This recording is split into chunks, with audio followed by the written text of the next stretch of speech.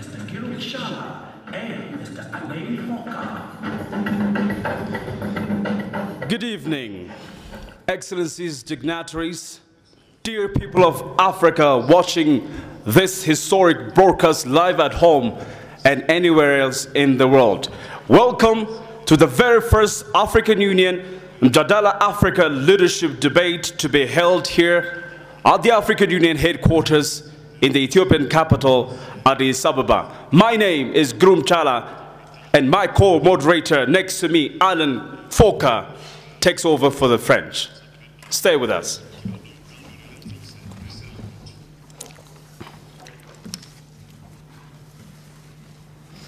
Bonjour, je suis Alain Foka et je vous remercie de nous recevoir ici.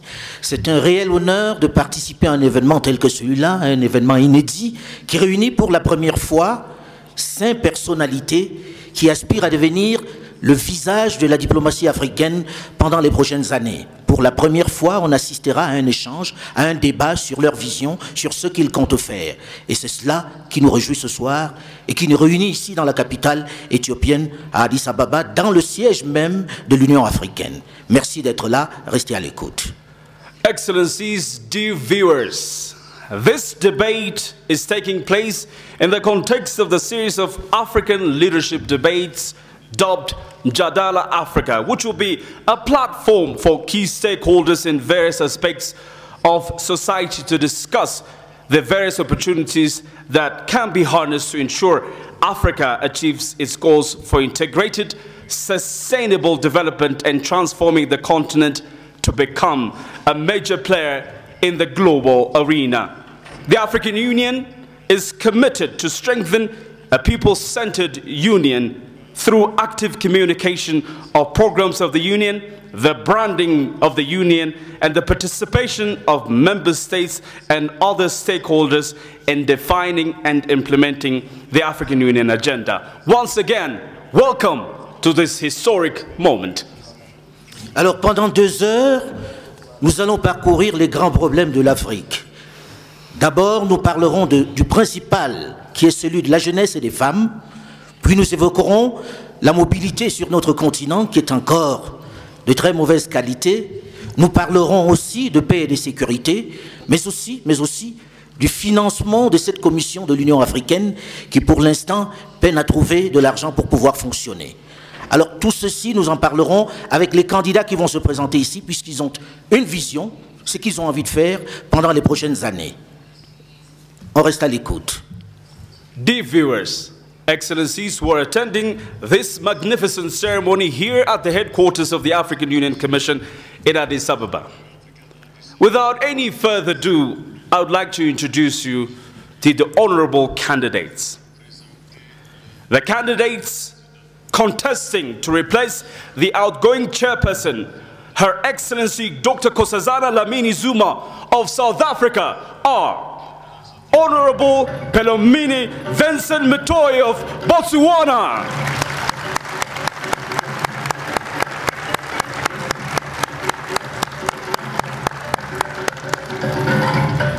Honorable Vincent Mtoyi from Botswana, thank you very much for honoring us here. Welcome to the debate.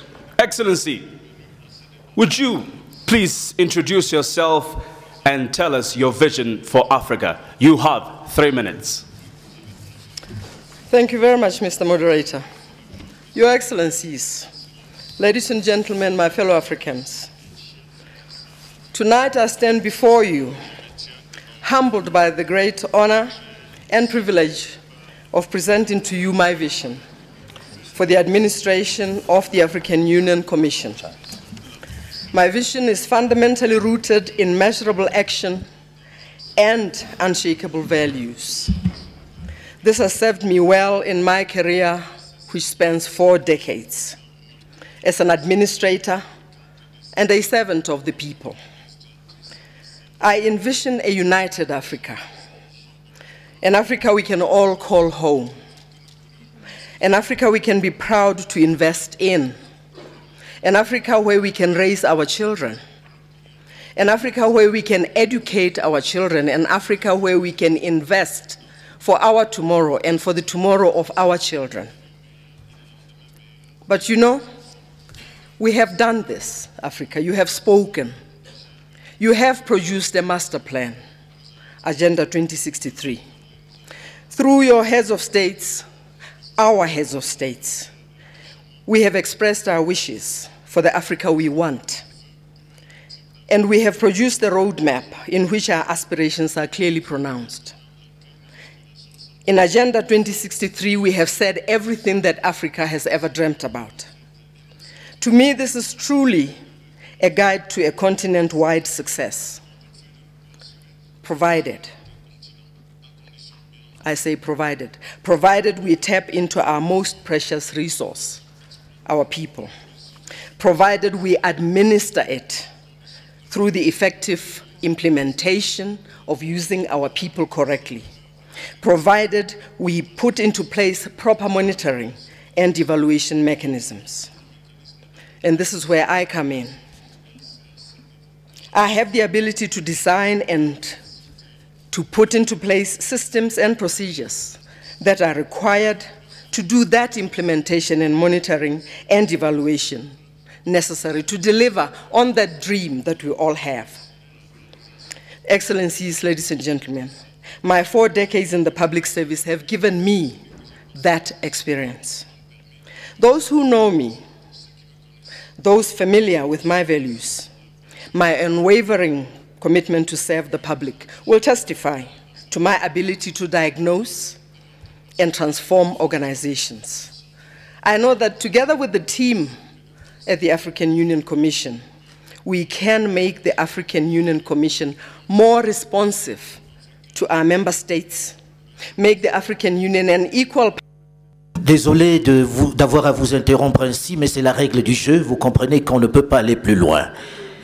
Vous aurez largement le temps d'exprimer votre point de vue pendant les 2 heures qui vont suivre. Je vous demande d'accueillir notre second candidat, qui est le ministre, l'honorable Moussa Faki Mahamat, sous vos applaudissements, s'il vous plaît.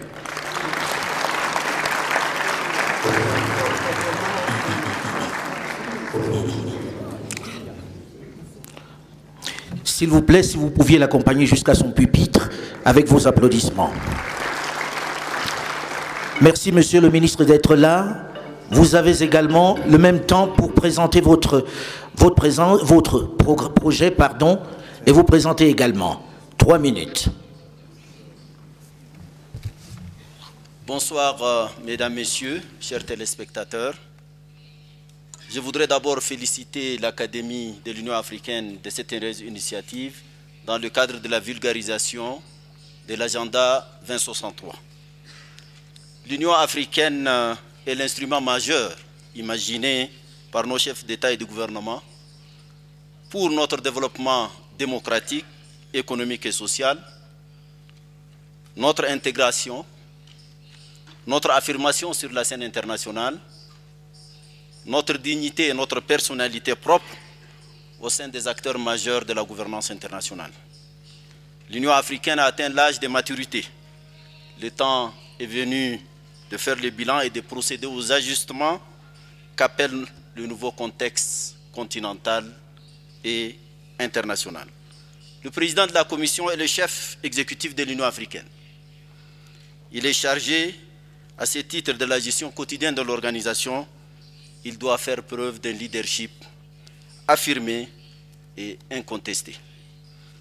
Si je suis élu président de la Commission, mes priorités seront les priorités de l'Afrique, la gouvernance politique et économique, la paix et la sécurité, l'intégration, la centralité de la jeunesse et des femmes, les réformes institutionnelles et programmatiques, les changements climatiques, la migration, la place de l'Afrique dans le monde. Des instruments pertinents existent, dont le plus élaboré est l'agenda 2063.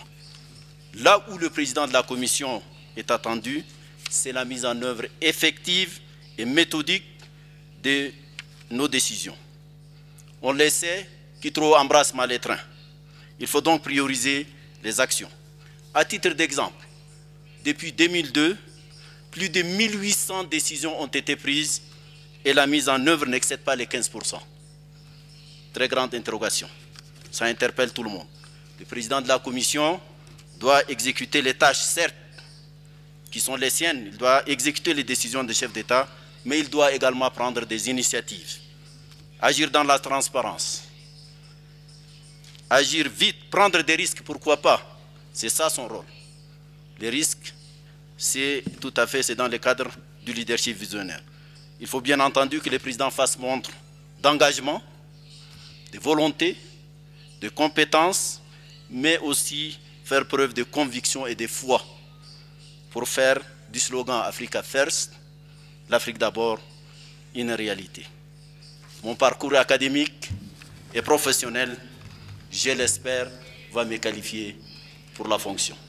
Je vous remercie. Honorable, thank you very much. The next candidate that I'm calling to the podium, Honorable Mba Makwe of Equatorial Guinea.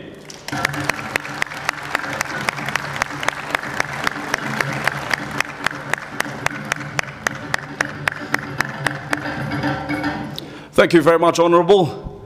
Let's start from you introducing us yourself and your vision for Africa.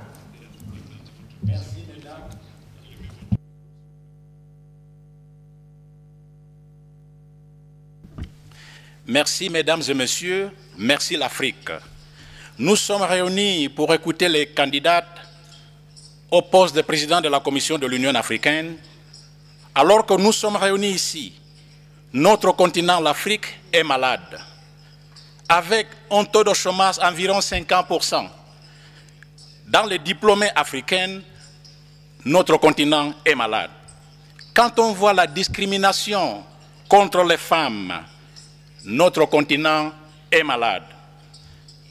Quand la Commission de l'Union africaine est financée à plus de 80% par des fonds extra-budgétaires qui ne sont pas des États membres, nous considérons que notre continent est malade. Quand les jeunes Africains sont en train de mourir dans la côte méditerranée, à la recherche d'une meilleure vie, notre continent est malade. Me concernant, je me considère l'homme de la situation. Je m'appelle Agapito Mba Makwe, je suis actuellement le ministre des Affaires étrangères de la République de Guinée équatoriale. Après 18 ans d'expérience à l'Organisation des Nations Unies pour l'éducation, sciences et la culture, l'UNESCO, je considère que j'ai des compétences uniques.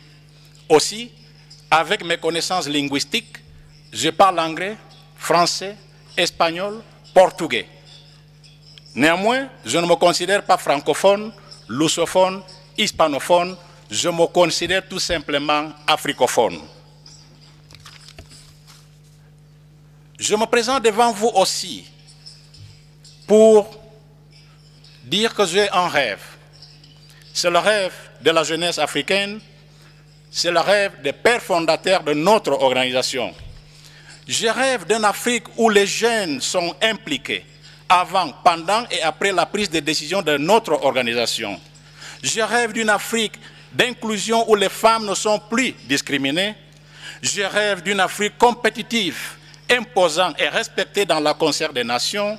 Enfin, je rêve de voir la Commission de l'Union africaine rajeunie à un âge moyen de 40 ans.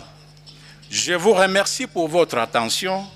Gracias, obrigado, sokram, thank you. Merci, Monsieur le Ministre, pour cet exposé.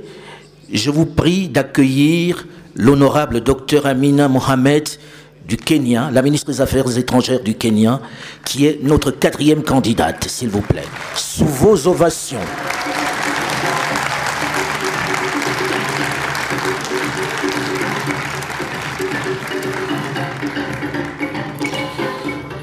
Bienvenue, Madame la Ministre. Vous avez 3 minutes pour vous présenter et présenter votre vision.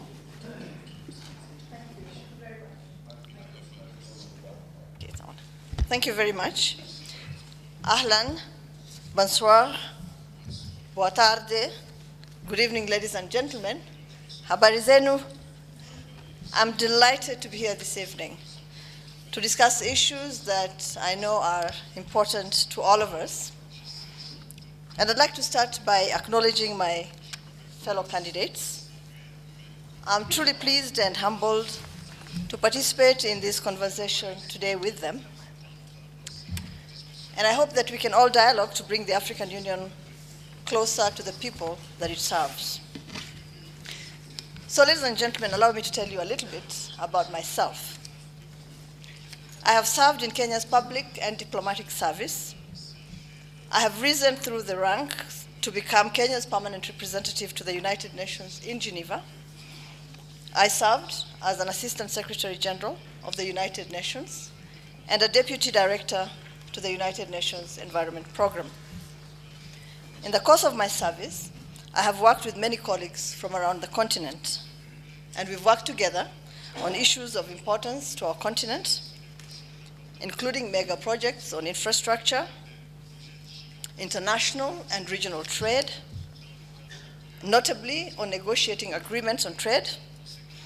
And one example actually truly stands out, and that's when we together, led by myself, negotiated the amendment to the TRIPS agreement, the trade-related aspects of intellectual property rights, which allowed us as Africans to access affordable medicines for HIV, for tuberculosis, and for malaria. I've also worked on climate change, on biodiversity, on desertification, on governance, on the rule of law, on democracy, on human rights, on youth, peace, security, and cohesion. So my being here should actually not come as a surprise. Throughout my career, I've been intimately involved with all issues African, both soft and hard. I have chaired many African meetings. I have spoken for the African Union. I have coordinated African groups. And I know the state of our union. I actually have a clear idea on why I'm fit for this job. At this defining moment in Africa's history, we're all aware, and me in particular, of the massive opportunities that the African Union presents, and I understand the challenges that need to be collectively resolved. I'm known as a unifier, a consensus builder, a team player. Honorable Amina, thank you very much. The next candidate and the final one, Professor Abdoulaye Bathily of Senegal.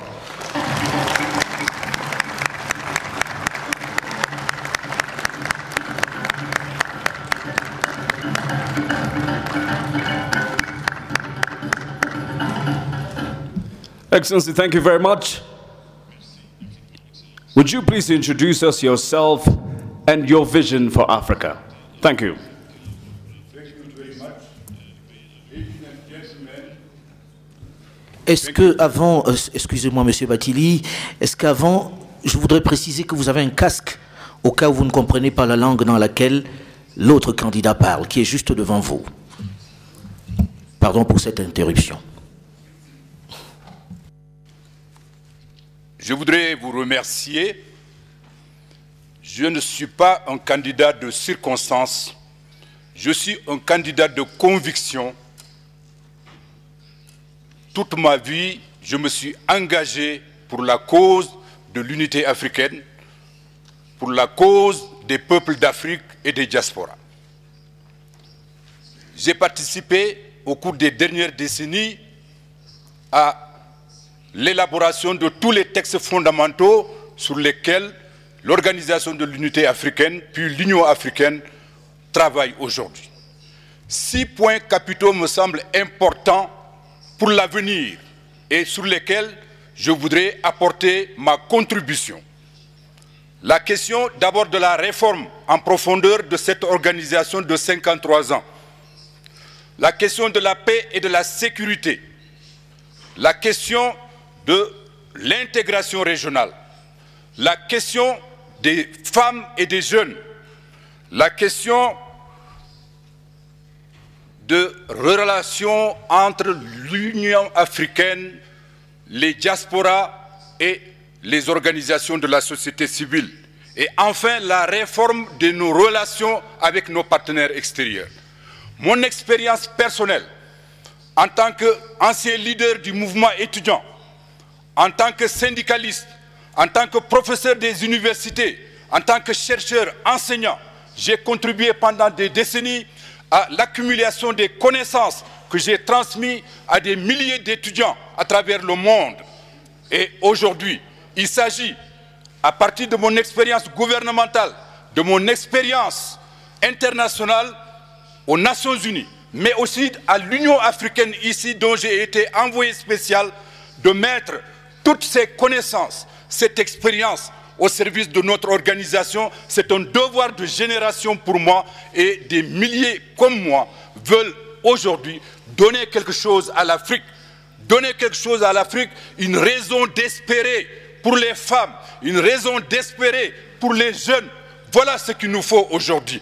L'Afrique doit faire face aux défis du monde contemporain et devenir un acteur majeur sur la scène internationale. C'est de cela qu'il s'agit aujourd'hui, mesdames et messieurs. Les jeunes ont besoin de ça, d'espérer un meilleur développement économique et social, une renaissance culturelle. Voilà ce qu'il nous faut aujourd'hui. J'ai les connaissances, j'ai les capacités, j'ai l'autorité nécessaire pour parler avec ces connaissances face au monde entier pour que l'Afrique soit réhabilitée. Voilà mon programme et je suis prêt dès demain à prendre... Honorable Abdoulaye Bathily of Senegal, thank you very much. Ladies and gentlemen, please welcome 5 of your candidates for this important debate.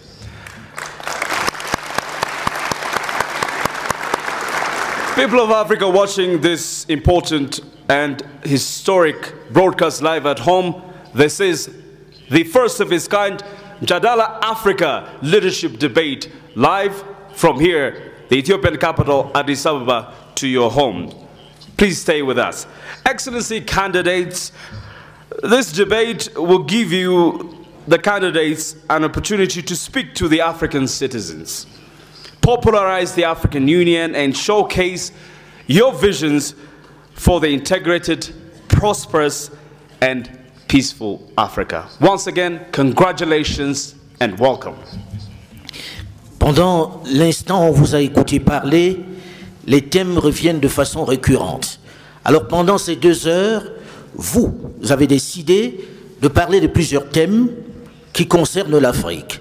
Dans un premier temps, nous parlerons de la jeunesse et des femmes, la jeunesse qui constitue plus de 60% de notre population, les femmes qui constituent plus de la moitié de notre population. Nous parlerons ensuite de la mobilité internationale, de la mobilité continentale, de l'intégration régionale. Il sera question beaucoup de cela, puisque aller d'un point à l'autre du continent reste encore une gageure. Et en troisième partie, nous parlerons de la paix et de la sécurité. Dans un monde en difficulté, dans un monde troublé, nous évoquerons la sécurité. Mais l'un des points essentiels sera, vous l'avez choisi vous aussi, le financement même de cette commission de l'Union africaine qui pour l'instant, certains candidats en ont parlé, je pense que l'honorable Agabito en a parlé tout à l'heure, une commission qui est encore financée par d'autres. N'existe-t-il pas un moyen par nous-mêmes de financer cela? C'est de cela que nous allons parler pendant 2 heures, avec chacun 1 minute pour répondre à la question qui lui sera posée. Ce débat a naturellement des règles. Alan, thank you very much. Excellency candidates, this is a reminder. We ask you at all times to put the earphones with you so that you won't be lost in translation. Rule number 2, as Alan, my colleague, was explaining, with all the questions that we're going to ask, each of you will have 3 minutes to answer the question. Final rule, please do not interrupt the other candidate within those 3 minutes. Thank you very much, good luck, and welcome back to your home, Addis Ababa. Alan, can you take the first question? J'ai dit tout à l'heure que nous devions commencer par le plus important, la jeunesse et les femmes. Sur ce continent où nous avons 60% de la jeunesse qui traverse une des périodes les plus difficiles, avec le chômage, avec le terrorisme, avec un certain nombre de difficultés, les femmes qui ne sont pas à leur place malheureusement, qui sont maltraitées, qui ne sont pas soignées comme elles devraient être, qui n'occupent pas la place qui devrait être la leur.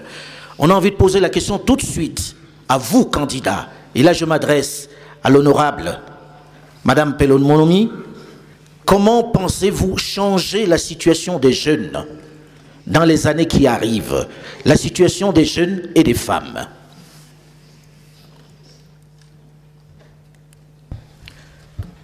This situation, Mr. Moderator, we will all be aware that the AU Commission has already put into place some legislation that member states have taken up. What remains to be done is to see that implementation is to be put into place for both women and children.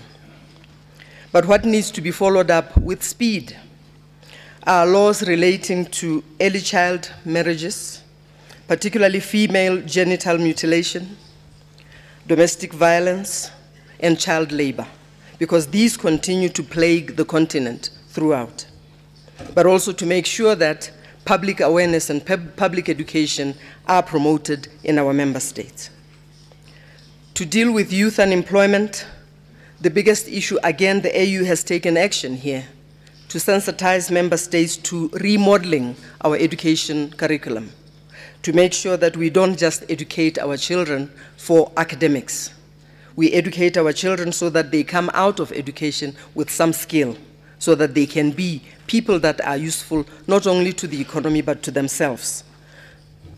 And we have to make sure that women are protected, because when women are protected and are useful to the economy, they will raise healthier and more peaceful homes. In the long term, this brings peace into homes and therefore peace into communities and ultimately peace into the nation. But also, for women, we tend to leave them out when we deal with peace, because during the times of war, women and children are the most that get affected. They get hit worse, and we know that quite often they are not the instigators of wars. But if we give them education and we bring them into places of work, and ultimately they contribute to peace, we can be convinced that wars might be decreased, peace might happen, and therefore there is value in educating women. There is value in educating children, because there will be peace on the continent. I thank you.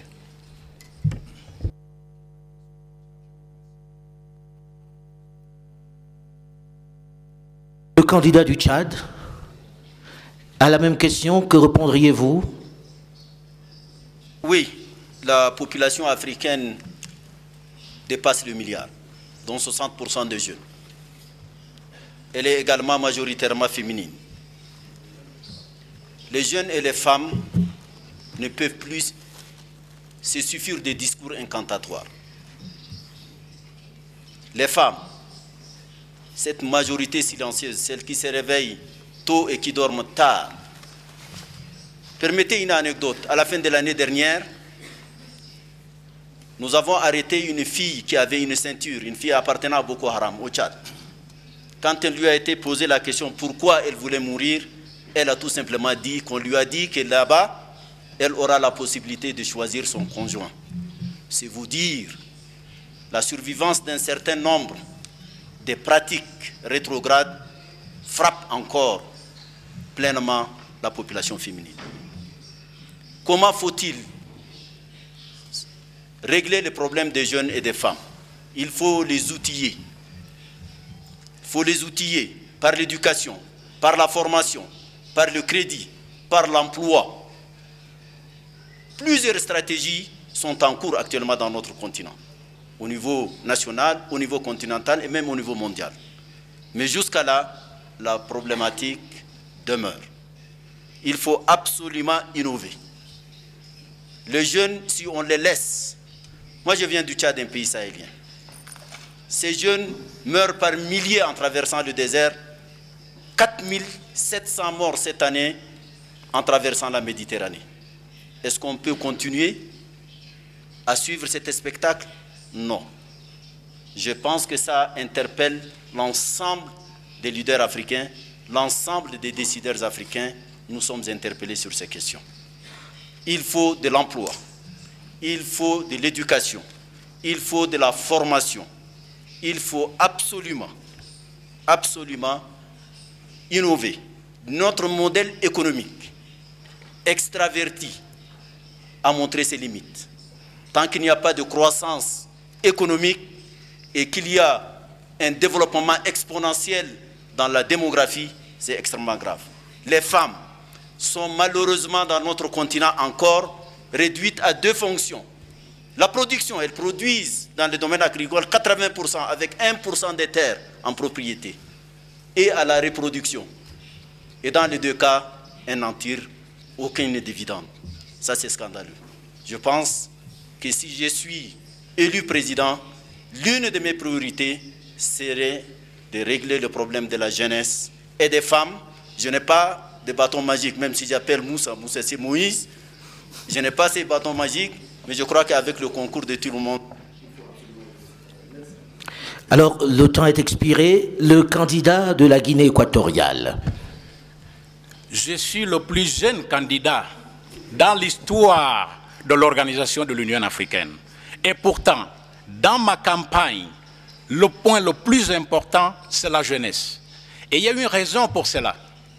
On a parlé tout à l'heure que la majorité de la population africaine, c'est la jeunesse. Mais c'est même pire. Nous avons des cas de terrorisme. Nous avons le manque d'emploi pour les jeunes.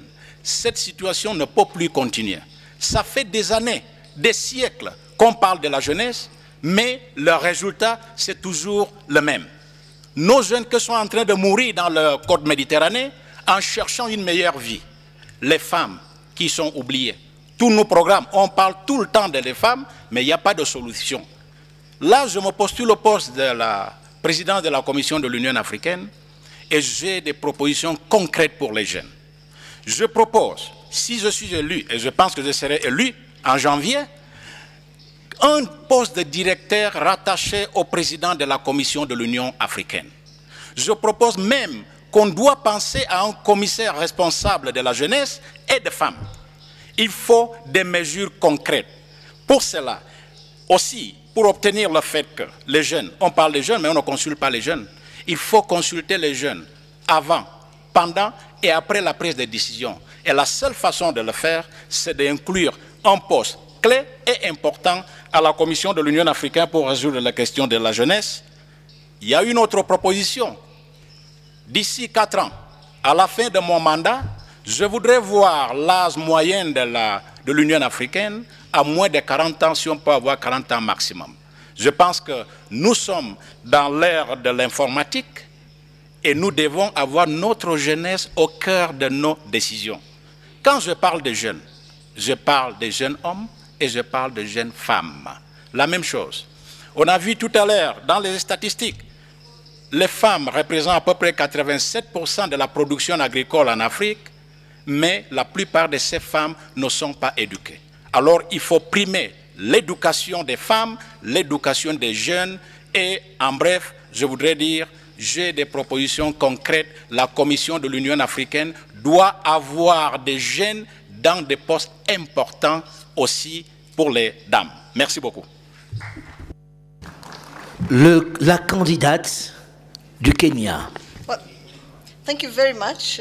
In fact, this is an issue that is very close to my heart.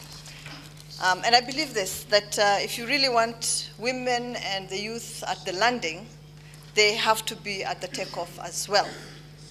We must include them in all our decision-making processes. And my colleagues have referred to the need to educate them, to provide them with skills.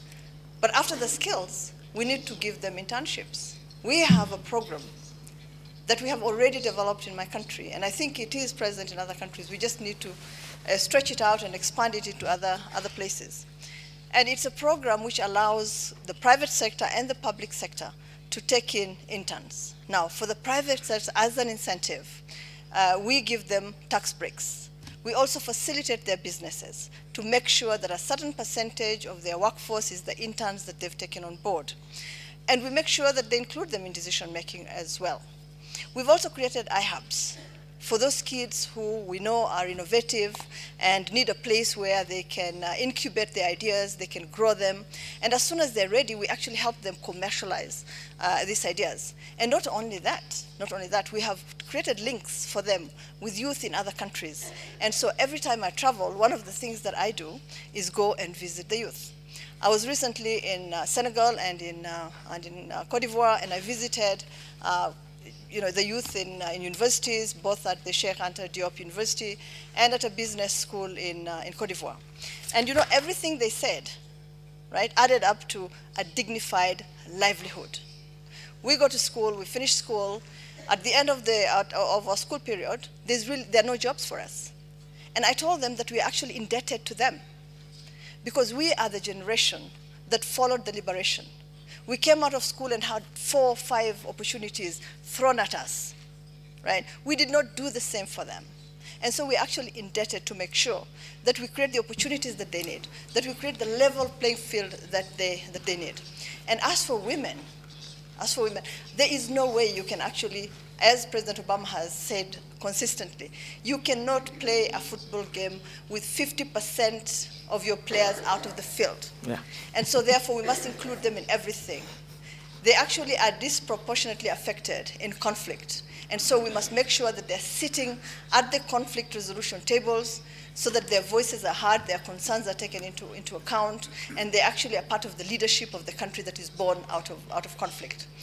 But apart from that, I think that the Secretariat needs to be much younger. And I agree that we need to have younger faces and younger people in the Secretariat so that the decisions we make will have issues of the youth at the center, at the front, and at the back. Thank you. Le candidat du Sénégal. Le micro, s'il vous plaît. La question des femmes et des jeunes, c'est un problème de civilisation. Quand on parle des jeunes et des femmes, on ne parle pas d'une petite minorité qu'il faut aider comme de bons samaritains. Nous avons besoin que les femmes et les jeunes qui sont au cœur des processus sociaux et économiques de nos pays soient en amont et en aval des décisions et soient au cœur des préoccupations des décisions, de ceux qui prennent les décisions. Mais il faut faire attention sur cette question. Pour moi, les femmes et les jeunes, en matière, par exemple, d'éducation, il s'agit d'abord de prendre en compte toutes les propositions et les solutions qui ont été expérimentées ici et là dans le continent, prendre des projets, on en a parlé tout à l'heure, mais le problème le plus important en réalité, on ne peut pas régler cette question de manière décisive si on ne prend pas en compte la question par exemple de l'économie. L'économie africaine est fondée sur une économie extravertie, une économie de rente. Aujourd'hui, peut-on régler la question, par exemple, de l'emploi des jeunes sans l'industrialisation du continent africain? C'est une question capitale. Nous aurons l'occasion d'y revenir peut-être. La question de l'éducation, ce n'est pas l'éducation pour l'éducation, mais une éducation qui est tournée vers l'emploi. La question des femmes, également, ce n'est pas seulement les projets ponctuels, mais c'est à travers la fin de toutes les discriminations aujourd'hui qui pèsent sur les femmes, les violences qui pèsent sur les femmes en temps de paix comme en temps de guerre. C'est ce que nous devons combattre. Et aujourd'hui donc, on doit les mettre au cœur des processus sociaux, des processus économiques, non seulement de manière ponctuelle, mais également de manière structurelle, pour qu'avec les changements structurels de nos économies, avec les transformations de l'économie, aussi bien l'agriculture, la modernisation de l'agriculture, l'industrialisation du continent, nous puissions régler ces problèmes de l'emploi, dans la durée et pas de manière ponctuelle. Et je crois fondamentalement que le rôle de la Commission aujourd'hui, c'est de s'occuper de cette question de manière transversale. Honorable candidates, thank you very much. Those of you watching this debate live from the African Union headquarters here in Addis Ababa, we thank you very much for joining us. We'll now take a short break here. But remember, you can follow us on Twitter at Africa_Union, hashtag Mjadala Africa with K. We'll be right back.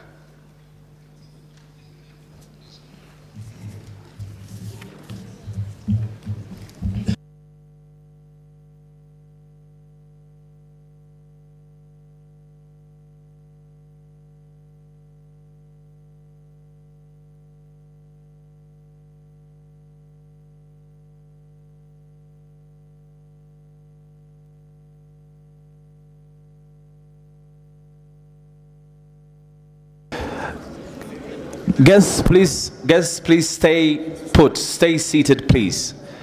Candidates can leave, but guests stay here, please.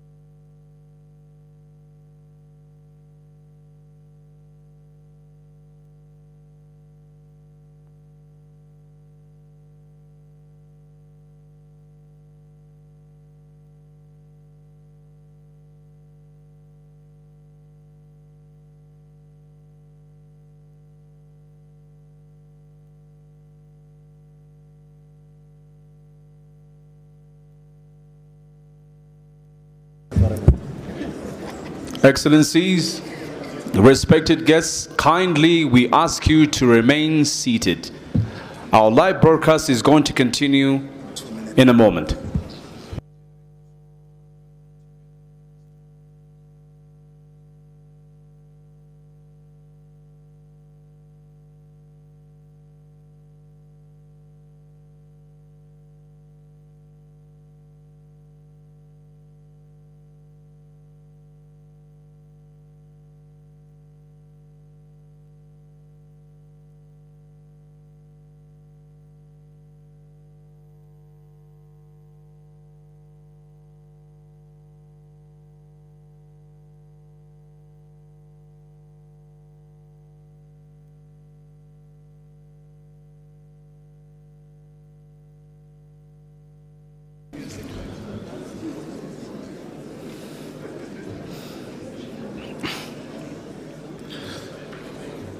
Dear viewers, welcome back to the very first Mjadala Africa leadership debate here at the African Union headquarters in Addis Ababa. So far, 5 of the candidates told us what they feel about the youth and women participation in the continent's programs and making our vision a reality.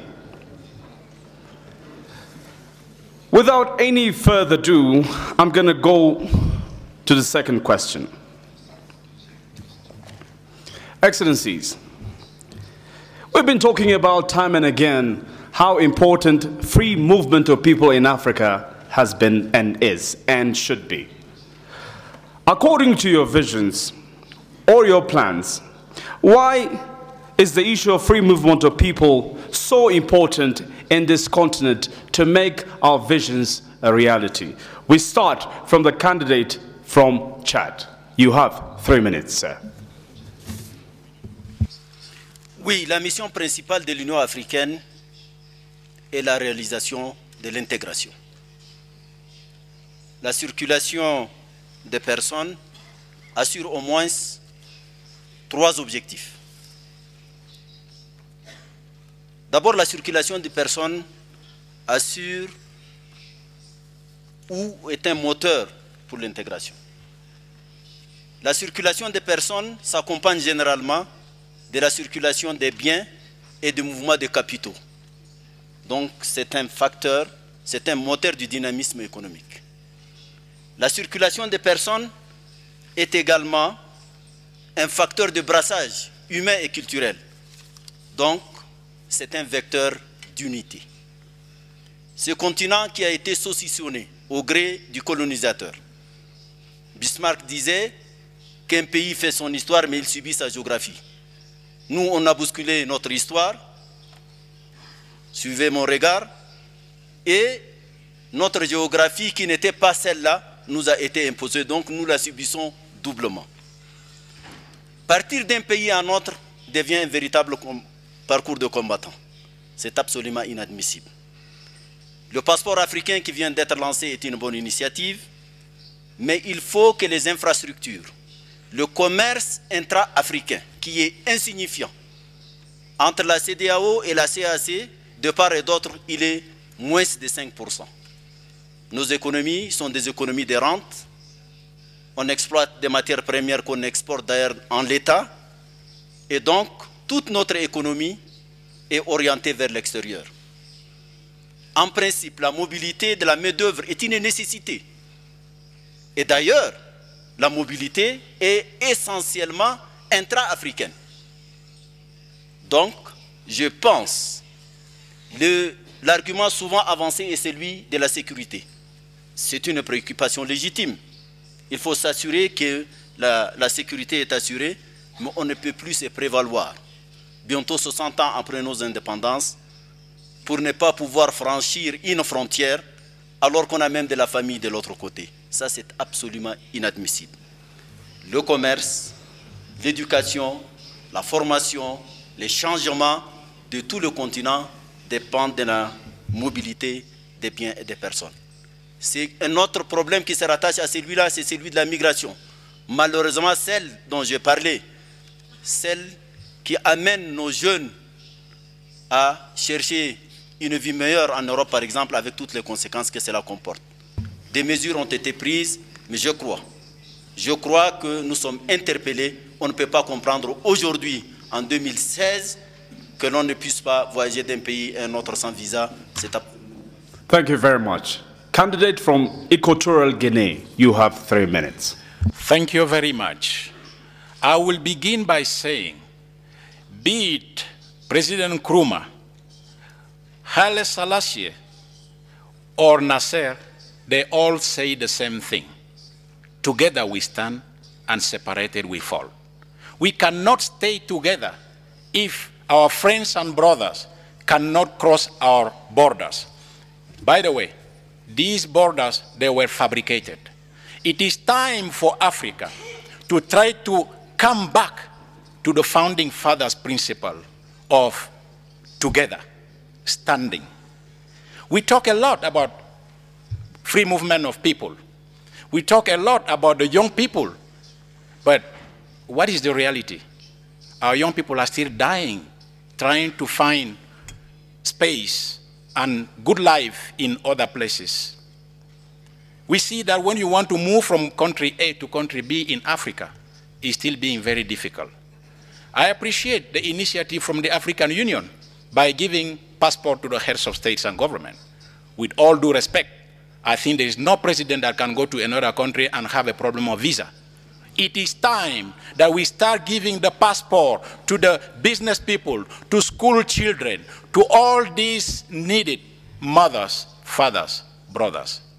Then we will be complying to what our father Nkrumah said. We must stand together. And we should stop the rhetorics, the talk. It is time for Africa to try to fix this problem. We see that there are groups and important blocs in America, in Asia, everywhere. Africa, we are so small. If we are not together, we will not be able to cope. I thank you very much. Thank you very much. Candidate from Kenya, you have 3 minutes.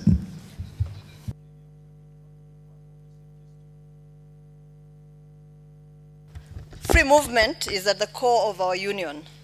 It binds our oneness, it enhances our integration. It boosts our economies, it helps transfer skills, knowledge, technology, and best practice. I can tell you for sure that from the days of our founding fathers to date, nothing has really changed. Unless we encourage the free movement of people, of goods, of services, of capital across borders, then our dream of getting developed will remain but a dream. And I'll give you evidence. Just look at trade. Inter-Africa trade today stands, and it's at its best, by the way, it stands at 18%, right? In other regions, it's at 40 and 60%. Why? Because they've allowed the free movement of people, of capital, of services, and of goods. I do not think we have an option. We have to open up our borders. The only way that we'll be able to provide those jobs that we need for those children that have become fertile ground for extremists, right, to recruit from. The only way we'll be able to beat that is by opening our borders, by making sure that they have the opportunities that they need to work in any country on the continent, to go to school in any country, to live in any of our countries, right? By doing that, we'll be stronger. Look at the United States. Why is it so strong? If I'm a tech expert, I can move to Silicon Valley, right? And I will have the infrastructure that I need there to actually develop my skills to the highest level possible. If I'm doing something else, if it's agriculture, I'll go to another part of the United States. That's what we need to do for our continent. China has grown because its people can move around. They can invest in any part. They can transfer skills from one part of the country to the other. What about Europe? I was told by an African businessman that why should he invest in Africa? He needs 20 plus visas to travel across our continent. In Europe, he needs 1 visa to go to 25 countries, right? So if you needed proof that we actually need to open up our borders, we need to talk to each other, we need to trade with each other, we need to move with each other, right? I'll give you the example of Kwame. A Ghanaian student, if we gave him the opportunity, he would actually be able to work in Kenya, to live in Botswana, to get married in Chad, and probably to invest in Senegal, right? He doesn't have that opportunity today. The only opportunity he actually has today is in the confines of that one country called Ghana, right? We actually need to do that for them. That is the debt I was talking about. We owe them that debt. We must do it for them. Thank you. Thank you very much. I have a reminder before I pass to the next question and the last candidate. Please, we kindly ask you not to clap. Thank you very much. Your Excellency, from Senegal, you have 3 minutes. La question de la libre circulation est une question capitale pour l'avenir de ce continent. Non pas seulement sur le plan économique, stricto sensu, mais sur le plan du développement des connaissances. Nous avons aujourd'hui une importante diaspora africaine à travers le monde. Des chercheurs, des enseignants émérites dans toutes les universités. Eh bien, ces mêmes enseignants, ces mêmes chercheurs n'ont pas la possibilité qu'ils ont en Europe, qu'ils ont en Amérique, en Afrique. Pour un professeur des universités, un chercheur qui doit correspondre avec son collègue dans un laboratoire en Afrique du Sud, en Afrique de l'Ouest, la question des visas, la question des séjours va se poser. C'est une tragédie permanente pour les Africains de toutes conditions, de toute profession. Il nous faut, aujourd'hui, nous parlons de créer une société du savoir sur le continent africain. Comment peut-on créer cette société du savoir sans mettre à contribution la diaspora, les chercheurs, les étudiants émérites, les enseignants qui vont avec les entrepreneurs créer les conditions de l'émergence de ce que j'appelle des bourgeois conquérants, créer de nouvelles économies sur le continent. Mesdames et messieurs, on ne peut pas parler d'économie sans parler des vecteurs de ces économies, c'est-à-dire ceux qui socialement sont les agents de transformation sociale, de transformation culturelle, de transformation économique. Et c'est là la tragédie que nous vivons aujourd'hui. Tant que ces frontières seront fermées aux entrepreneurs, tant que ces frontières seront fermées aux savants, tant que ces frontières seront fermées aux citoyens désireux d'entreprendre, eh bien, nous resterons là où nous sommes. Et la question capitale encore qui se pose aujourd'hui à nous, c'est que malheureusement, il y a une vision sécuritaire de la libre circulation des personnes. Et cela, il faut en finir. On développe des peurs. En Afrique de l'Ouest, lorsqu'on a décidé de faire la libre circulation, qu'est-ce que les gens disaient? Attention, il y a 100 millions de Nigérians en Afrique au Nigeria. Si vous faites la libre circulation, chaque village va être envahi par des Nigérians. Depuis combien d'années la CEDEAO a mis en œuvre sa libre circulation? Dans mon village, dans aucun village du Sénégal ou d'ailleurs, il n'y a de Nigérians. Donc, c'est des peurs qu'on développe et que les... Thank you very much. Honorable, from the candidate from Botswana, same question, you have 3 minutes. Without a doubt, Mr. Moderator, this is a very critical issue, movement of people. But it's going to require commitment from member states. Because free movement of people, as my colleagues have stated, facilitates movement of goods. It will facilitate trade. But what I would do, once elected as chairperson of the Union, is to encourage member states to adopt policies which would ease regulations that make it impossible to get a visa.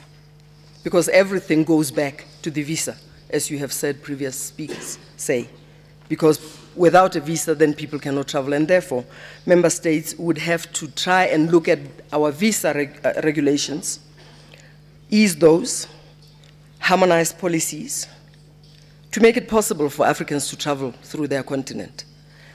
I doubt we can do very much about changing borders now. That would be a much taller call to make. But there's also another factor. We should concentrate also, put emphasis on transport to facilitate movement, infrastructure development. It's a bigger issue because when people move, when goods move, transport has to be facilitated. So our mega projects that deal with transport, we may have to put those on the front burner as well. I would make this my priority. And having done that, we would make sure that Africa moves further. I thank you. Là, nous avons parlé de l'intégration régionale. On va entrer dans un autre domaine qui est propre à la Commission de l'Union africaine. On a tendance à dire celui qui commande, celui qui paye commande. Et qu'on ne peut pas parler d'indépendance si c'est l'autre qui paye pour vous. Or, c'est le cas de cette Commission de l'Union africaine. On a écouté une proposition du président Obasanjo il n'y a pas longtemps sur le financement même de cette commission pour la rendre un peu plus indépendante, pour la rendre financièrement au moins indépendante. Alors, quel est votre projet pour qu'on ait moins honte devant les autres, puisque lorsque on la ramène un peu, pour parler vulgairement, ils vous disent c'est nous qui payons et vous vous écrasez. Là, je commence par le candidat de la Guinée équatoriale. Quelle solution pour financer la Commission de l'Union africaine? J'apprécie la question en disant tout d'abord que nous postulons au poste de la présidence de la Commission de l'Union africaine. Alors, il faut qu'on donne des propositions en tant que candidat à ce poste. Nous voulons plus de policy, nous voulons plus de documents, beaucoup de décisions à prendre. Cette maison est remplie de décisions. Est-ce que nous avons le personnel avec le moral de mettre en exécution ces décisions? J'ai parlé tout à l'heure à mon introduction la question de financement. Et j'ai parlé des maladies. Oui, je crois que c'est une maladie. C'est un des problèmes les plus importants pour cette organisation. Ce n'est pas acceptable que l'organisation soit financée, le programme, à plus de 80% de son budget par des fonds, des sources qui ne sont pas les États membres. Quand je serai élu, ça serait la première question à résoudre. Parce que sinon, on va nulle part. On va rester avec des témoignages, avec des déclarations, et l'organisation ne sera pas résolue. il y a des propositions qui ont été faites. Je pense qu'il y a un problème avec cette proposition. J'aurais voulu avoir un peu du temps pour en expliquer pourquoi. Mais une des choses que je me pose comme question, comme on n'a pas beaucoup de temps, quel est vraiment le problème concernant le financement? Moi, je crois que c'est un problème de volonté. En tant que président de la Commission de l'Union africaine, il faut encourager des discussions avec les chefs d'État, les responsables politiques. Ce n'est pas acceptable que la plupart des pays africains payent leurs contributions à d'autres institutions internationales, les Nations Unies, la FAO, etc. Mais pour la première organisation intercontinentale, on dit qu'on n'a pas de fonds. Il y a un problème. Je pense qu'il faut en discuter. Parce que les propositions que nous avons aujourd'hui posent beaucoup de problèmes. On parle de taxer l'importation. Est-ce qu'on a pensé aux conséquences de cette taxation? Ça va augmenter l'inflation. Avec l'inflation, on va avoir un problème de l'économie. Et finalement, qu'est-ce qui va se passer? Il n'y aura pas d'emploi. On a déjà à peu près 50% des diplômés africains qui n'ont pas d'emploi. Et c'est des jeunes en majorité, c'est des femmes.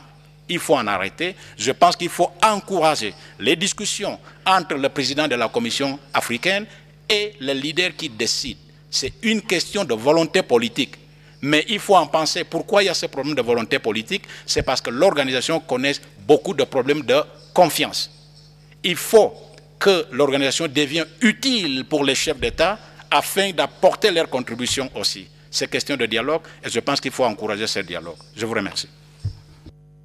La candidate du Kenya a la même question. Comment on finance la commission? Thank you very much, Mr. Moderator. As you said, the one who pays the piper calls the tune. And so we must take responsibility. We must take responsibility for our growth. We must take responsibility for our development.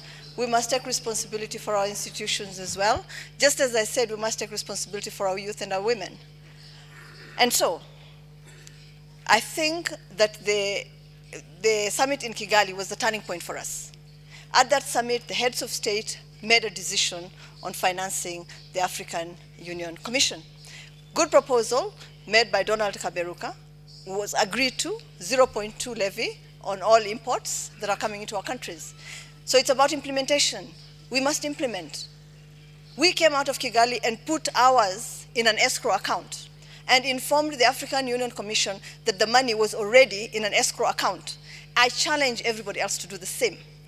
Because if we're really serious about our togetherness, our unity, right, and moving forward together, then we must finance our programs, our initiatives, right? I know for a fact, sitting in one of the Executive Council meetings, that one of the things that we cared very deeply about, right, we were told would never be financed because the finance did not come from us. It came from elsewhere, right? And so what we did was, as Kenya, we again pledged. We said we will meet that gap. We will finance this program because we actually believe in it. We believe that it's going to enhance our capacity to deal with our challenges and provide our own solutions.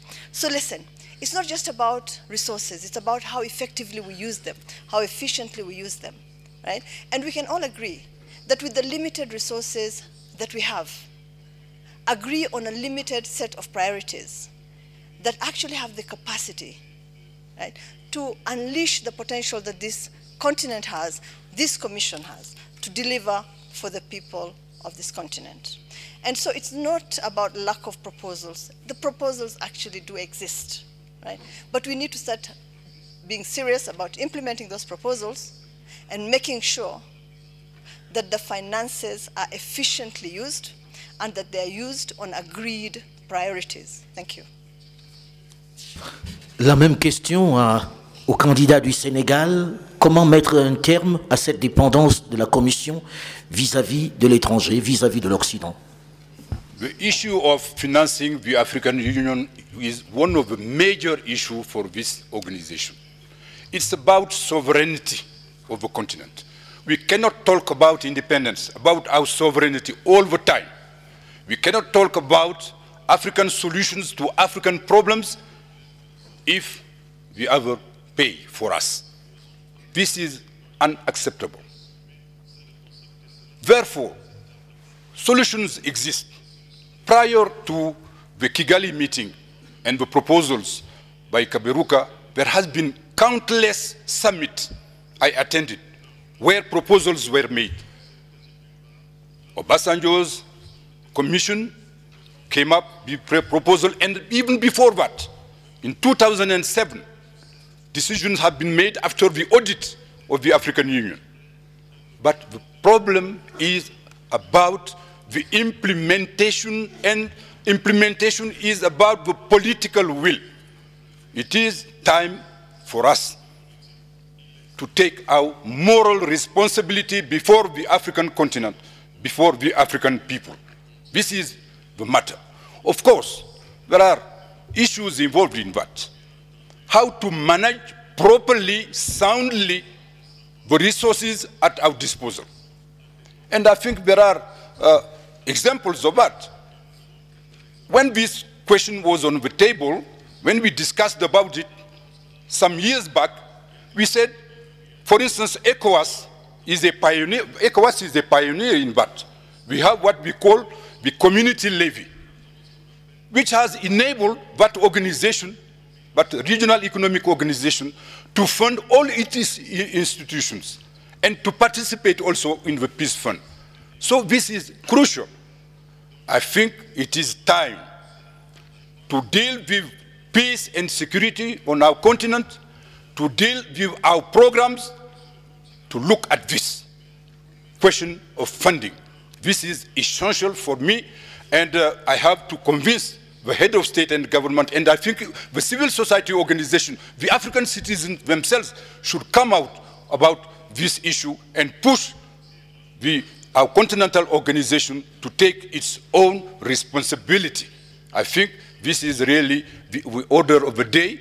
And of course, if we think of a commission that work, which is efficient, it speak about the staff also, the conditions of work, which has to be improved in a more transparent way.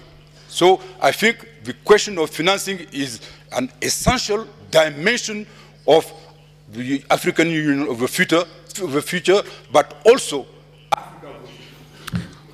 La même question est posée à la candidate du Botswana. Thank you, Mr. Moderator. Our commitment to the African Union is demonstrated by our ability to meet our financial commitment to that institution, because that institution survives on our meeting that obligation. I'm aware that some member states have expressed some concerns about perhaps the African Union's commission to manage according to their expectations and their ability to maybe account according to their expectations. So what I think we need to do, perhaps what the incoming chair would have to do, is to demonstrate that ability and maybe to rebuild the trust so that member states can maybe pay with some more confidence, some more trust. I don't even know exactly why member states would feel that they need some coercion to do so. I suppose maybe one of my colleagues said something about political will. When members begin to look for political will from outside when they joined, we need a bit more of drive. And this is why I say we need administrative arrangements that are going to find ways to demonstrate to the members, to say to them, this is what you paid, this is where it went, this is how we're going to spend it. But the second layer, perhaps, is to look out to the private sector to see how we can help find ways of reinvesting our resources in other ranges of investments to grow the little money that we have, so that we can spread it a little wider to make the little money go further so that the organization can grow. Because we cannot depend on outside help. Never. The time has come for the organization to grow on its own, and the members have to be convinced to pay on time. And the only way to convince them to pay on time is to convince them that the money they bring in and they invest on the organization is spent as they expect. I thank you. Le candidat du Tchad, comment en finir avec cette dépendance financière de la Commission africaine? Un sage africain a dit: la main qui donne est toujours au-dessus de celle qui reçoit. Au fait, je crois. Je pense qu'il faut voir la question sous ces deux angles. En matière d'abord de dépenses. Qu'est-ce que nous avons et qu'est-ce que nous en faisons? Je pense qu'il faut être réaliste et prioriser. L'inflation des structures budgétivores ne sert absolument à rien. Il faut réduire notre train de vie, il faut axer sur l'essentiel. Il faut retenir la morale de la fable de La Fontaine sur la cigale et la fourmi. J'ai eu la chance de par mes fonctions pour ce qui concerne l'accroissement des ressources. J'ai discuté beaucoup avec le docteur Kaberuka qui a été désigné pour réfléchir sur la question. Il s'est inspiré de ce qui se passe à la CEDEAO, ce qui se passe à la CEMAC, notamment la taxe communautaire d'intégration, qui est prélevée à la source, à la Banque centrale. Et là, ces organisations fonctionnent. Mais quand on laisse la latitude aux États eux-mêmes de contribuer, il y a toujours du retard. Je crois que la décision de Kigali est un bon départ. Mobiliser 0,2% des importations à la Commission, je pense que c'est une bonne décision. Il y a également, la réflexion est en cours, pour d'autres ressources endogènes. Je crois qu'en Afrique, l'épargne est encore importante et elle peut servir cette cause. Même la question de la sécurité, le fonds de sécurité. Il m'a été donné également, de par mes fonctions, d'écrire au président du Conseil de sécurité des Nations Unies, parce que nous avons pris la décision à Kigali de contribuer 25% du montant du fonds de sécurité et les Nations Unies se sont engagées à payer les gaps qui est de 50%, parce que les questions de paix et de sécurité sont d'abord du ressort du Conseil économique et social, du Conseil de sécurité. Ce qui ne veut pas dire qu'on peut refuser l'assistance, mais certainement je n'en ferai pas l'axe principal de la recherche du financement de l'organisation. Il y a une situation, il faut limiter nos dépenses et il faut compter sur ses propres moyens, sinon on ne parlerait pas d'indépendance 60 ans après, et après avoir mis en place une organisation depuis plus de 50 ans, il est tout à fait gênant, c'est le moins qu'on puisse dire, qu'on ne puisse même pas assurer notre propre fonctionnement. C'est scandaleux. Et je crois que l'Afrique a les moyens, il suffit d'en avoir la volonté.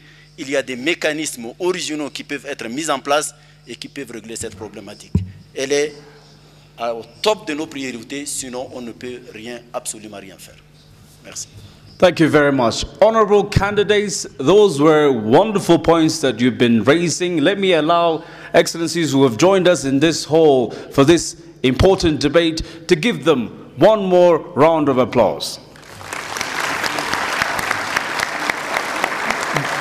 Dear viewers, you are also enjoying, I hope, this first of its kind Jalala Africa leadership debate from here, the African Union headquarters in Addis Ababa. We're now going to take another short break, but when we come back, our debate will continue with yet another important issue. Please stay tuned.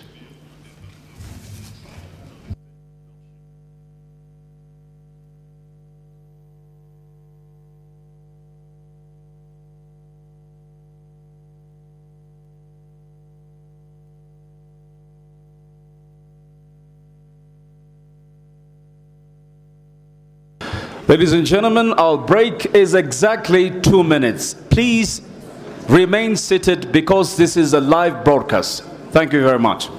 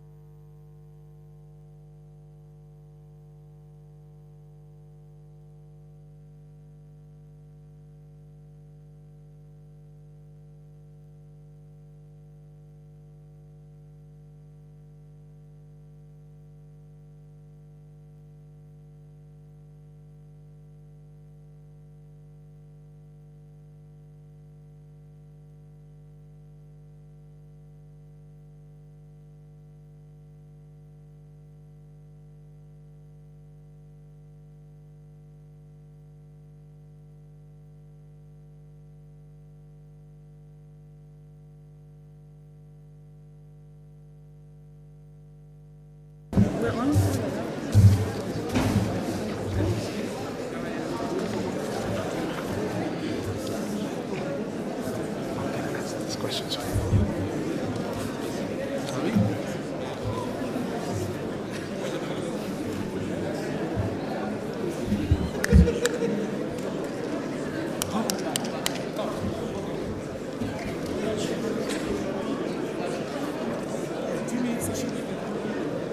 Dear viewers, excellencies, we're back with our very first Mjadala Africa leadership debate here at the African Union headquarters in Addis Ababa.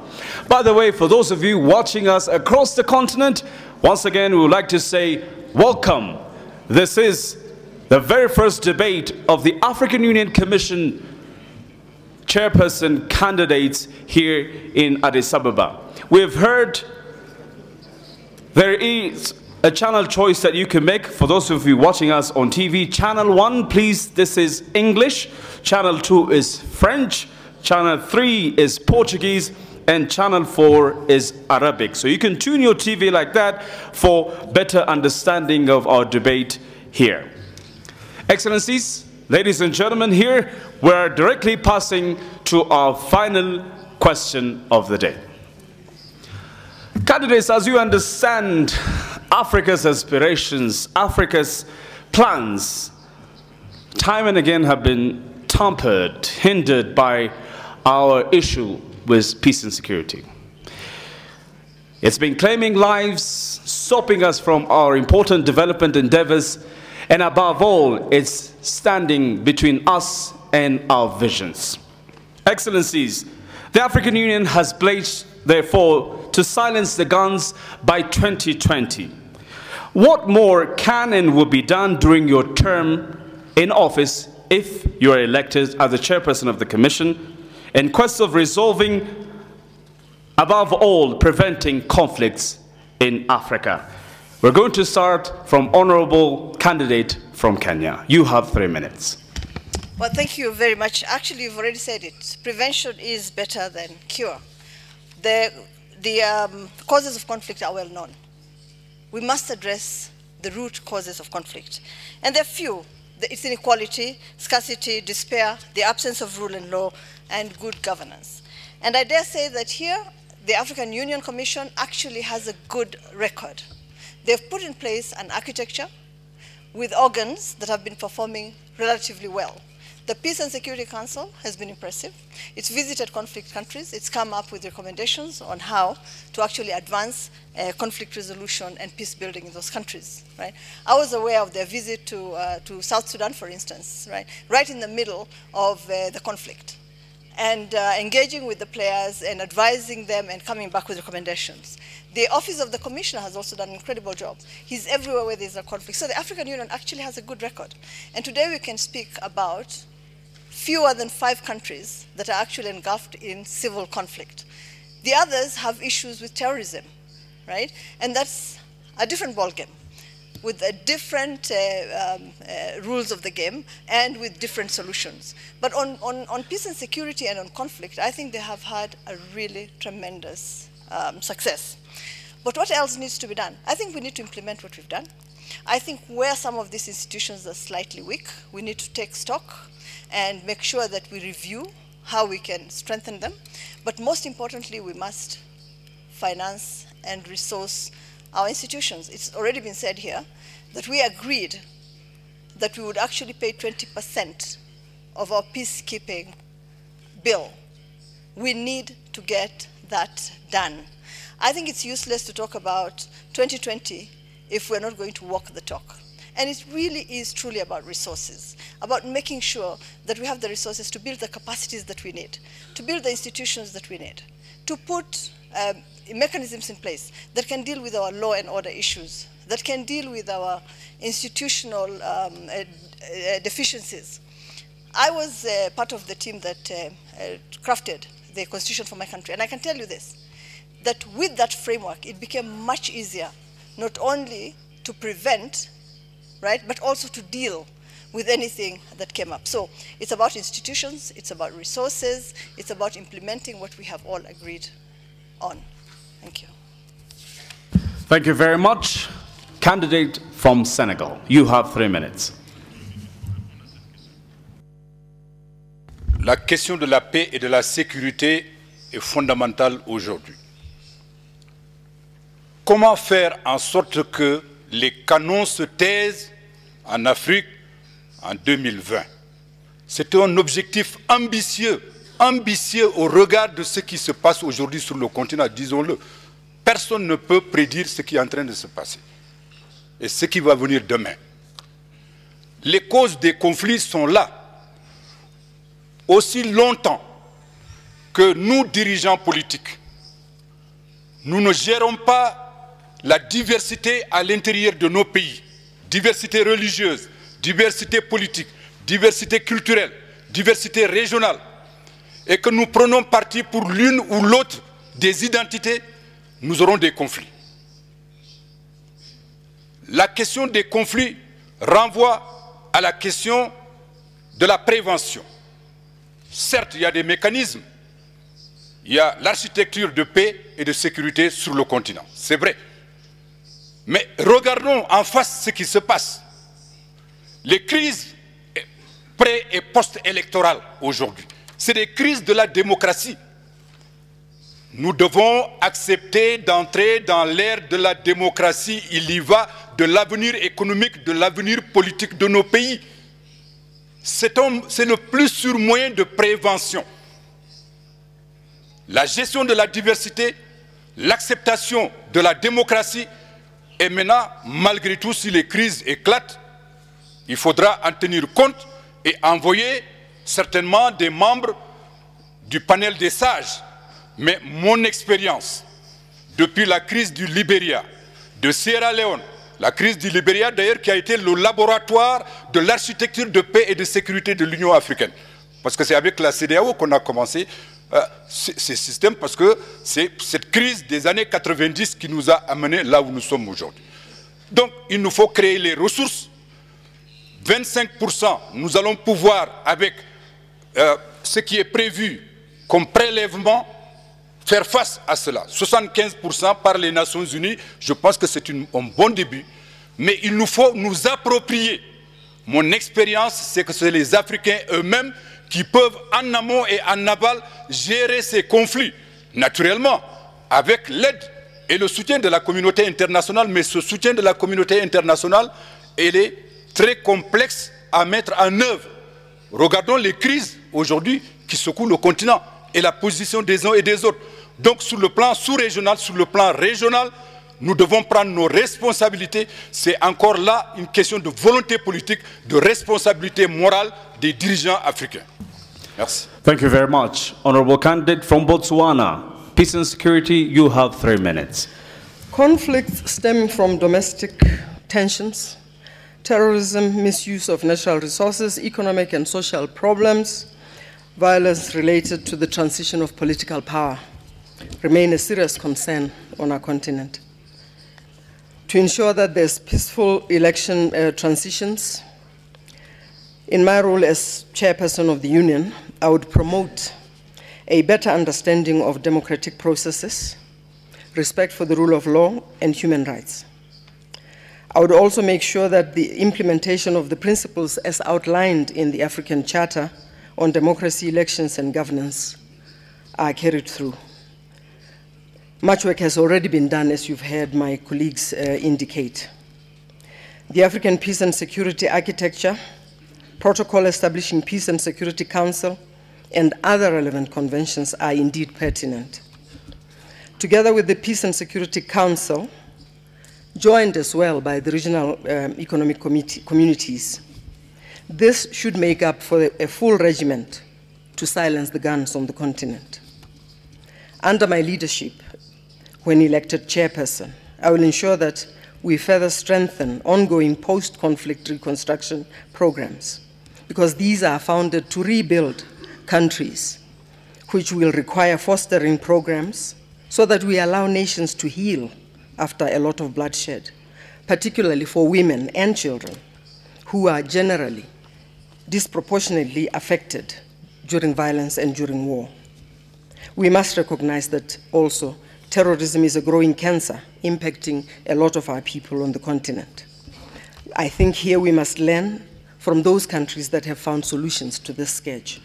As chairman, we would borrow from from what they have achieved, share with them, and arm those nations that may not have had the experience. I think here we would have to implement a tiered support package because there is nothing like one size fits all when we deal with conflict. Stronger governance and better understanding between our peoples can only be realized through profound dialogue, dialogue which is real. Bold action will have to be taken. Real commitment has to come from our leadership. I thank you. Thank you very much. Chad, you have 3 minutes. La paix et la sécurité doivent être la priorité des priorités parce qu'elles déterminent tout le reste. Ça fait bientôt 9 ans que je suis ministre des Affaires étrangères. On a blanchi des nuits, y compris dans cette salle. J'ai blanchi également mes cheveux, certainement. Tout l'essentiel de l'agenda, c'est toujours les questions de paix et sécurité. Le Darfour, le Mali, la RCA, le Soudan du Sud, et j'en passe. J'ai eu la chance de suivre l'ensemble de ces dossiers depuis bientôt 9 ans. Heureusement, il y a très peu de conflits entre États. L'essentiel des conflits sont à l'intérieur des États. Ce qui aggrave la situation, c'est le terrorisme. Ce phénomène nouveau, il y a une internationale terroriste qui est en train de se propager dans le monde et l'Afrique est devenue l'un de ses théâtres principaux. La région du Sahel. Si vous regardez de la Mauritanie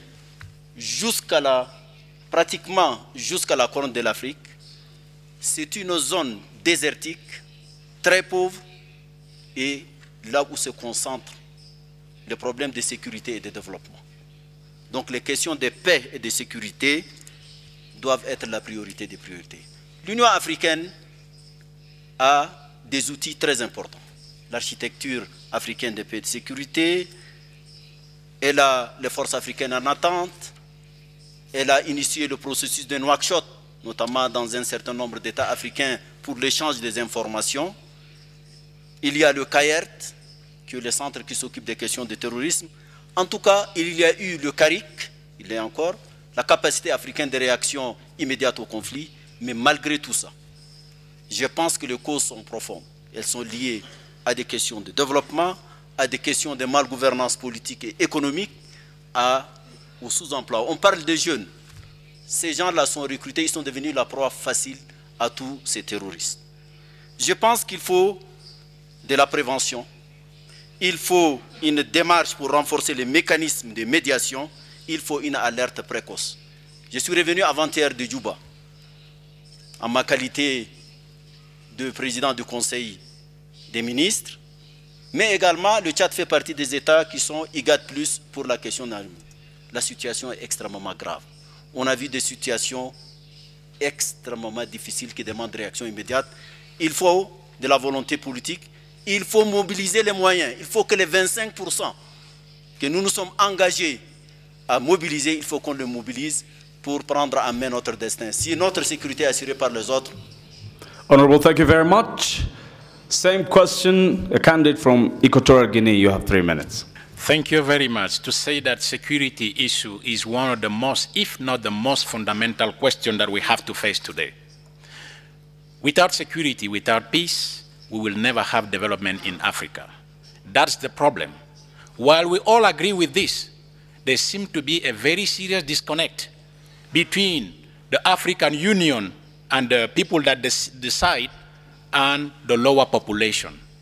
If we look at all the security problems that we are having today, be it in Darfur, I also come from Central Africa, you see that the question we have in Central Africa, which you all know, is affecting the economy not only of that country, but all the regional member states. This is why we have to take care of the security issue.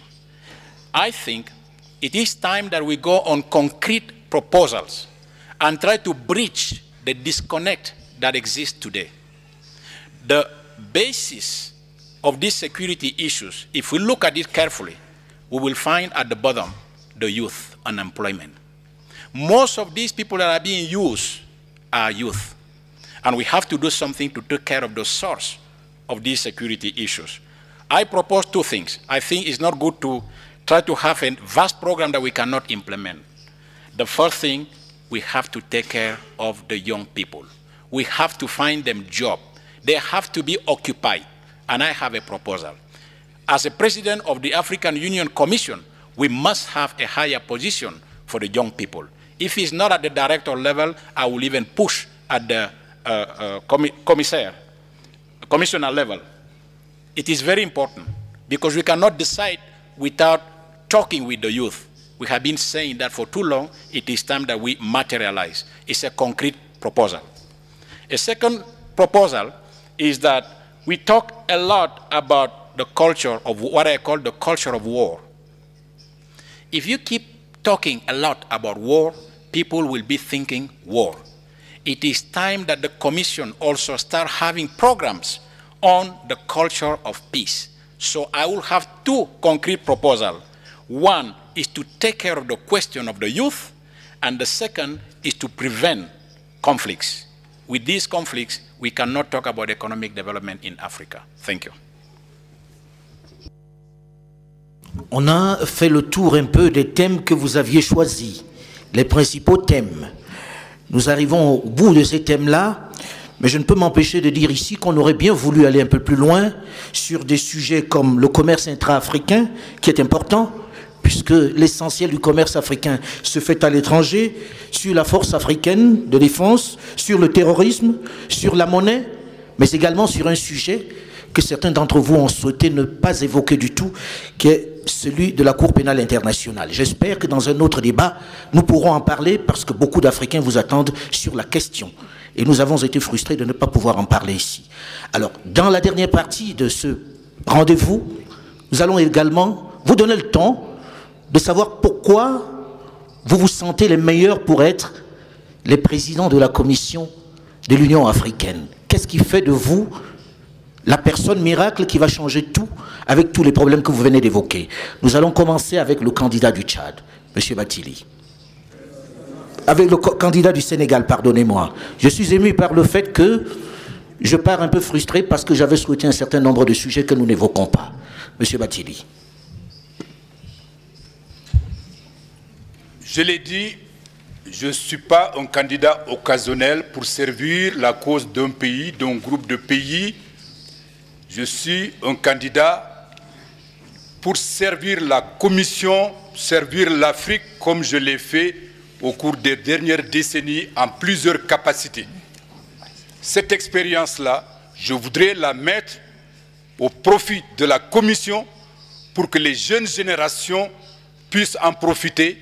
C'est un devoir de génération pour moi, mais également pour beaucoup de militants du panafricanisme qui, depuis les indépendances, ont rêvé et veulent enfin voir ce rêve-là devenir une réalité.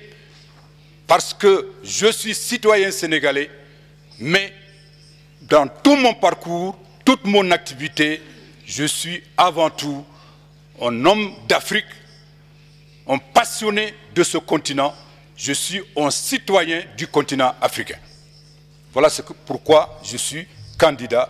Et si on me faisait confiance, eh bien, je pourrais parler au nom de la Commission sous l'autorité des chefs d'État et de gouvernement, avec l'équipe que constitue la Commission, pour apporter les changements dans les domaines essentiels que nous avons évoqués. Bien sûr, on ne peut pas tout faire.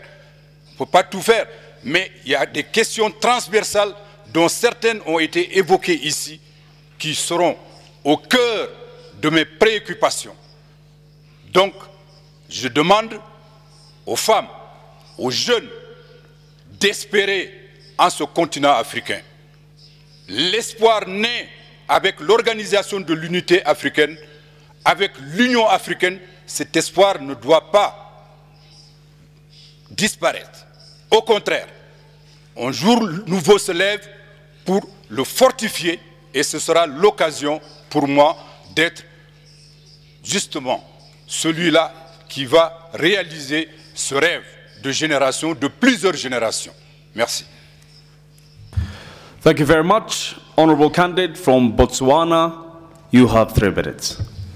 Thank you very much, Mr. Moderator. I know that I can do this job, primarily because I have served under 4 presidents in my own country, Botswana. I've also had the honor to serve under 2 presidents in the Republic of South Africa, President Nelson Mandela and President Thabo Mbeki, to set up the new government in that country. I know that I have this capability because I have taken wishes of governments and converted them into actionable programs. I helped the government of the Gambia set up their new local government. I'm sure anybody here from Gambia can testify that. I have helped the governments in the region, in the SADC, set up all their local governments. There is testimony that abounds. The reason I applied for this job is because as an African woman who believes in this Africa, believes that we all have a role to play on our continent, believes that we must serve our continent. I know that the African Union has had all the politicians, the best that the continent can produce. They have put together a dream, and somebody must deliver on that dream. I know I can deliver on that dream. I will take that dream and make it work. I know I can. I have that capability. My work has proved it, and given that chance, I will make it work for you, Africa. I thank you. La question est la même pour le candidat du Tchad, M. Moussa Faki Mahamat. Qu'est-ce qui vous fait penser que vous pouvez être la personne idoine pour ce poste? J'ai été Premier ministre dans mon pays. J'ai été ministre, directeur de cabinet civil du président de la République, président du Conseil économique et social et depuis bientôt 9 ans, ministre des Affaires étrangères. Je suis enseignant de profession, fils d'enseignant. Je sais d'où je tiens. Je voudrais, en pratiquant une politique de vérité, réexaminer tous les dispositifs pour mettre en œuvre les réformes qui sont en cours confiées au président Kagame et certainement initier d'autres pour améliorer la performance de cette organisation et la rendre opérationnelle. Dans la résolution des crises, dans l'enracinement de la démocratie et les droits de l'homme, une nouvelle centralité sur les jeunes et les femmes, un meilleur positionnement de l'Afrique sur l'échiquier international. Mon pays, le Tchad, tout le monde le sait, croit en l'Afrique. Plus de 160 soldats tchadiens sont morts pour la cause africaine. Leur vie vaut la mienne. Je me considère un soldat, comme un soldat, et je suis prêt, avec les armes qui sont les miennes, de me sacrifier pour la cause africaine. En toute humilité, porteur de cette vision et de cette approche pragmatique que j'ai développée pendant ces débats, et un africaniste convaincu, je crois pouvoir répondre aux attentes du continent et recueillir donc les suffrages des leaders africains en fin janvier prochain. Je vous remercie. To explain your closing remarks, Equatorial Guinea candidate, you have 3 minutes. Tenant compte de la situation réelle de l'organisation aujourd'hui, je pense que je suis l'homme de la situation. D'abord, j'ai travaillé pendant 18 ans en tant que fonctionnaire international. Je n'ai pas été nommé à un poste politique. J'ai occupé des postes professionnels. J'ai passé des concours. Je connais les rouillages des organisations comme la commission que nous avons. Je suis jeune. Oui, le plus jeune candidat dans l'histoire de cette organisation. Nous parlons de la jeunesse. Je connais le problème de la jeunesse. Et c'est pour ça que la jeunesse, c'est au cœur de mon programme. Ça me donne la caractéristique d'une jeunesse active, compétente et panafricaniste. Ma candidature, celle de l'espoir de la jeunesse, à qui je dis rêve encore. Il y a une place pour les jeunes. Il y a une place pour les jeunes, il faut rêver. Je parle de langue. Si je prends les 3 caractéristiques, jeunesse du jamais vu dans l'organisation, la première fois que nous avons quelqu'un qui connaît les rouages de l'organisation, pas parce qu'il a été nommé en tant que politicien, mais parce qu'il a passé les oppositions en passant par tous les postes professionnels d'une institution complexe comme l'UNESCO. Je parle de langue.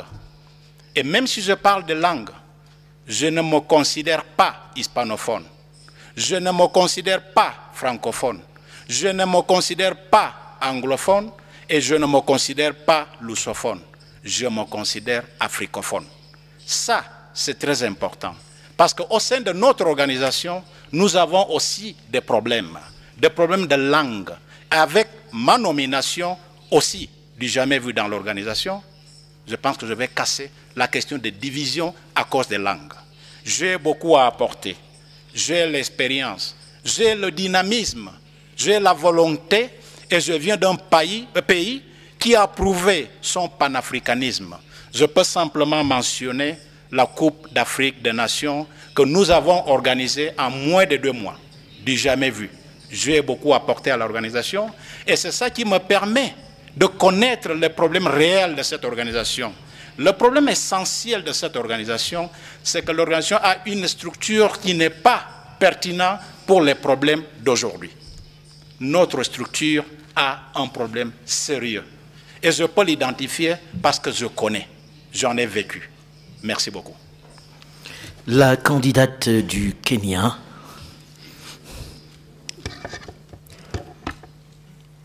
I want this job because I think that I bring to it experience from my background in government.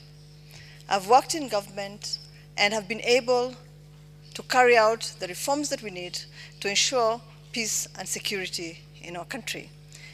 I want this job because of the experience that I've had in international organizations, where I've been able to manage huge bureaucracies, manage them well, deliver results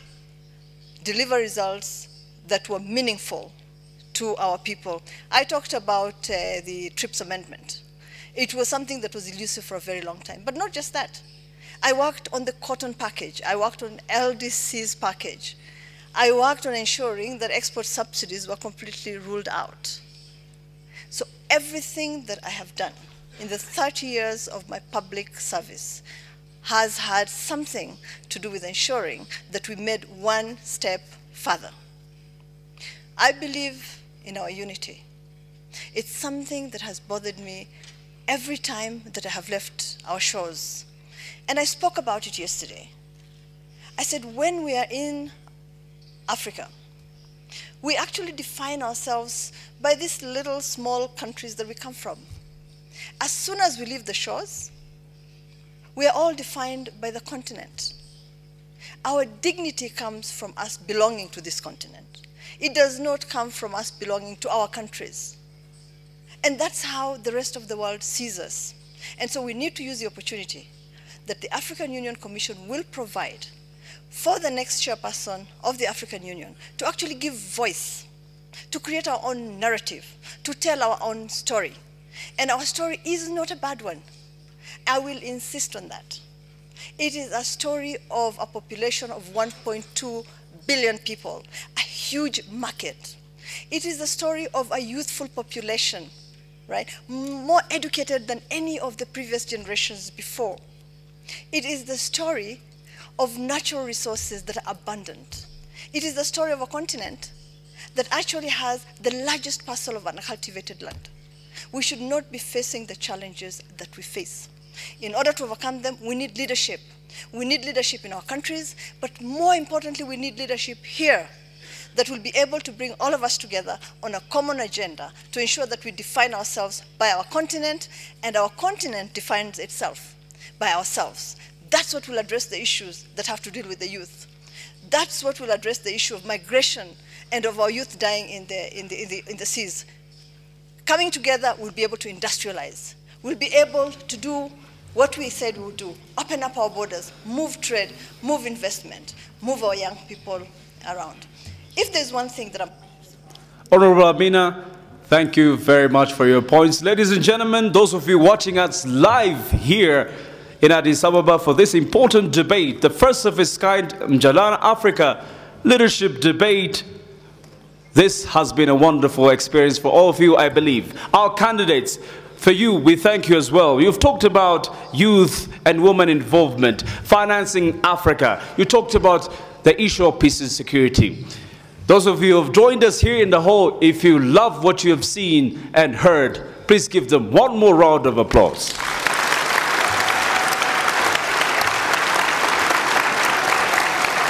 Dear viewers, people of Africa, watching us live here, I hope you too have enjoyed this important endeavor, historic moment in our continent.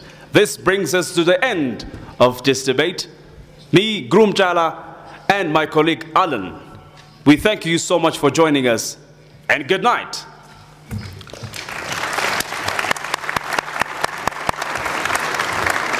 Occasion exceptionnelle, occasion particulière, on espère que nous reverrons cela et que vous aurez la même liberté pour expliquer ce que vous avez envie de faire de l'Afrique. Merci d'avoir accepté de participer à cet échange qui était particulièrement riche et à très vite. Excellencies, after this, there is a cocktail organized in the Julius Nyerere building, which is the new Peace and Security building.